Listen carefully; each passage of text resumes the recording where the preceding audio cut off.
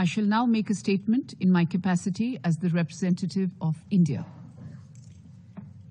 I join others in thanking SRSG Volker Perthes for his detailed briefing on the activities of the United Nations Integrated Transition Assistance Mission in the Sudan.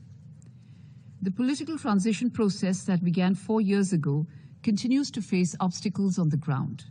However, recent developments, including on the draft constitution, are encouraging. We also welcome the signing of a political framework agreement in the Sudan. The efforts of the Sudanese authorities to create a conducive environment by way of an annulment of the nationwide emergency and release of political detainees has helped in easing tensions. The Sudanese stakeholders need to consolidate the gains made so far and move towards an inclusive political agreement. We reiterate that a Sudanese-led and Sudanese-owned inclusive and credible political dialogue remains critical in efforts to finding a lasting solution. We hope that the stakeholders will continue to address the issue of security sector reforms and accountability, as well as the implementation of the Juba Agreement.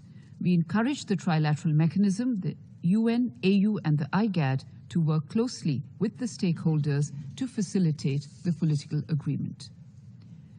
We take note of the implementation of the Juba Peace Agreement, particularly regarding the transitional security arrangements in Darfur. The Permanent Ceasefire Committee has continued its work on ceasefire violations. The reduction in violence in the Darfur region is an encouraging sign. In the coming months, we hope that efforts will be made to expedite the deployment of the Joint Security Keeping Force. The intercommunal violence in West Kordofan and the Blue Nile, due to complex factors, particularly over land disputes, can only be tackled effectively by prioritizing reconciliation and addressing the political and security-related issues.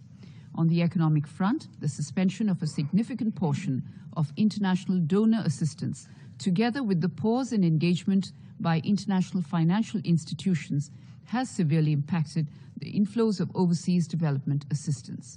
The funding shortfalls are also impacting the activities of humanitarian actors and their ability to meet growing needs.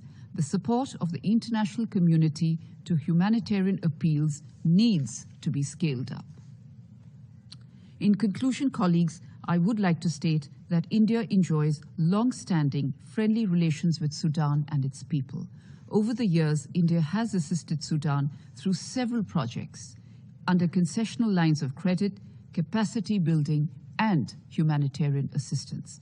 The constructive support of the international community is critical as Sudan and its people move towards a stable, secure, and prosperous future. I now resume my duties as the President